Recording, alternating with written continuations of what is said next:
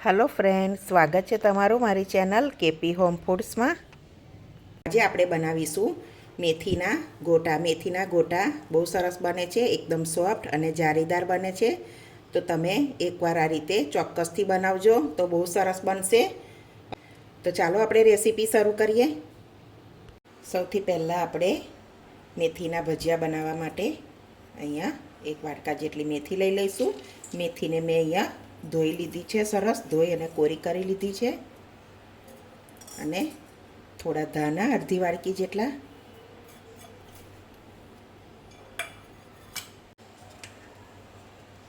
થોડો લોટ લઈ લઈશું।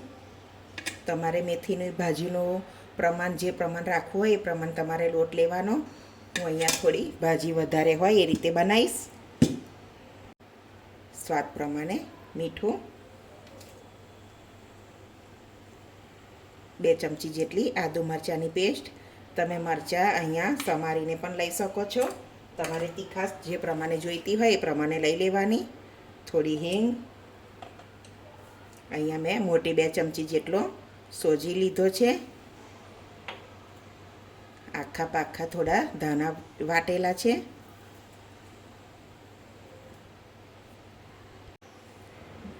એક ચમચી જેટલું લસણની પેસ્ટ।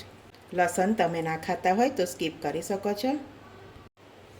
1 ચમચી જેટલી ખાંડ ઉમેરી દઈશું। 1 મોટી ચમચી ખાંડ લીધી છે, જેને ના ઉમેરવી હોય તો સ્કીપ કરી શકો છો।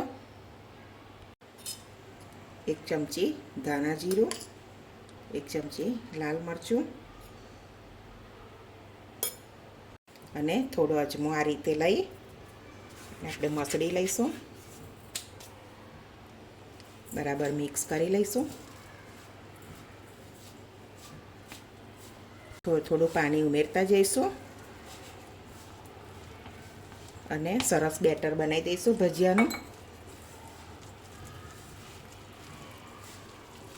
તમે આમાં કકરો લોટ લઈ શકો છો, એ પણ બહુ સરસ થાય છે। તો રવો નહીં ઉમેરવાનો, સોજી કે રવો જે ઉમેરતા હોય એ સ્કીપ કરી દેવાનો।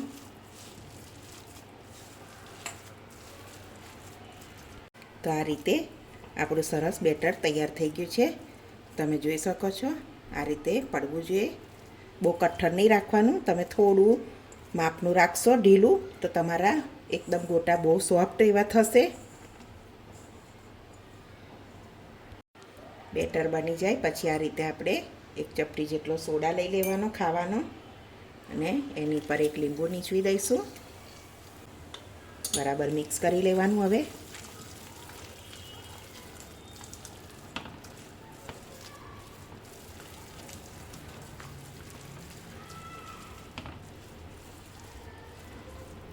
તો આપણું બેટર સરસ રેડી છે, આ રીતે થવું જોઈએ। અહીંયા તમારે મરી ઉમેરવા હોય તો તમે ઉમેરી શકો છો। તો અહીંયા આપણે ભજીયા માટે ચટણી બનાવી લઈશું। તો 1 મોટો ચમચો દહીં લઉં છું। દહીં ખાટું હોય એવું લેવાનું, એટલે આપણી કઢી કે ચટણી તમે જે કહો એ સરસ બને। અને 1 ચમચા જેટલું ચણાનો લોટ બરાબર મિક્સ કરી લઈશું। આપણે થોડું પાણી ઉમેરીશું। અહીંયા આપણે થોડું પાણી ઉમેરતા જઈશું અને એની પેસ્ટ રેડી કરી લઈશું।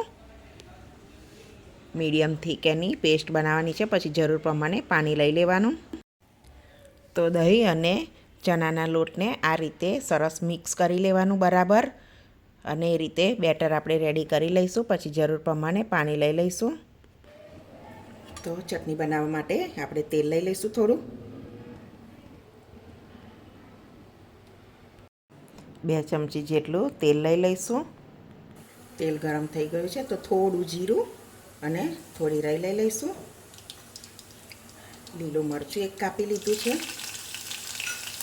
તમારે વાટેલું નાખવું હોય તો નાખી શકો છો આદુ મરચાં। મીઠા લીમડાના પાન, અહીંયા આપણે અડધી ચમચી જેટલું વાટેલું આદુ મરચાંની પેસ્ટ લઈ લઈશું। થોડી હળદર અને બેટર બનાવ્યું હતું તે રેડી દઈશું।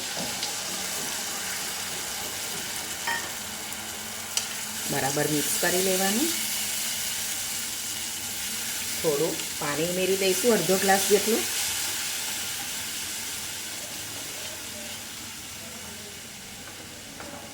અને સ્વાદ પ્રમાણે મીઠું.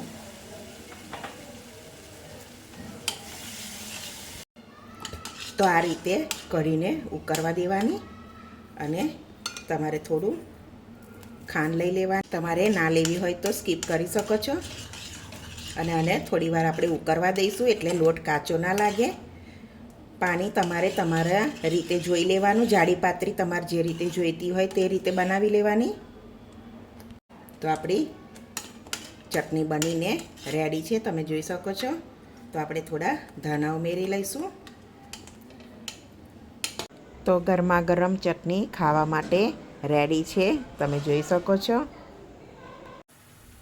તેલ સરસ ગરમ થઈ ગયું છે. તો આપણે ભજીયા મૂકી લઈશું. આ રીતે જેટલા માય એટલા મૂકી લઈએ.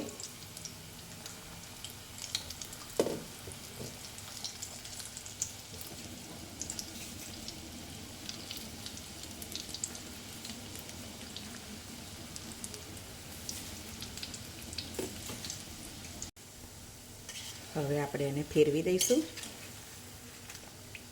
મીડિયમ ગેસ ઉપર જ તળવાના છે એને.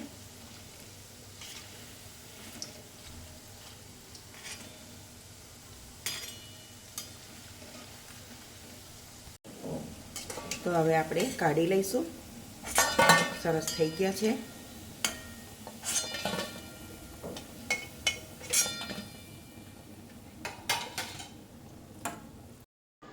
તો બધા જ ભજીયા આ રીતે આપણે બનાવીને તૈયાર કરી લઈશું. બીજા પણ આપણે એ રીતે કાઢી લઈશું. તો આપણા બધા ભજીયા બનીને રેડી થઈ ગયા છે. તો આપણે સર્વિંગ પ્લેટમાં લઈ લઈશું. તો તમે પણ એકવાર આવી રીતે ચોક્કસથી બનાવજો. અત્યારે તો વરસાદ છે એટલે સરસ લાગે ભજીયા. ભજીયા બધાને ઘેર બનતા હશે, પણ તમે એકવાર ચોક્કસથી આ રીતે ટ્રાય કરજો. આ બાજુ આપણી કઢી પણ બનીને રેડી છે. તમે પણ એકવાર આ રીતે ચોક્કસથી બનાવજો. ભજીયા અને ચટણી અને લીલા મરચાં તળેલા છે. તો સરસ આપણા મેથીના ગોટા બનીને રેડી છે, તમે જોઈ શકો છો. એકદમ સરસ બન્યા છે. તેલ પણ નથી અંદર, એકદમ કોરા અને સોફ્ટ છે અંદર, જાળીદાર. સાથે ચટણી પણ બનાવી છે સરસ, તમે એ જોઈ શકો છો. સાથે મરચાં તળ્યા છે. તમે એકવાર બનાવજો. અત્યારે તો વરસાદની સિઝનમાં બધાને ઘેર બનતા જ હશે અને બહુ સરસ બને છે. બધાને ભાવતા જ હોય ભજીયા. તો એકવાર ચોક્કસથી ટ્રાય કરજો. અને જો મારી આજની આ રેસીપી તમને ગમી હોય તો મારા વિડીયોને લાઇક કરજો, તમારા ફ્રેન્ડ ફેમિલીમાં શેર કરજો અને મારી ચેનલને સબસ્ક્રાઈબ કરજો. તો હવે મળીશું એક નવી રેસીપીમાં. ત્યાં સુધી બધાને જય સ્વામિનારાયણ.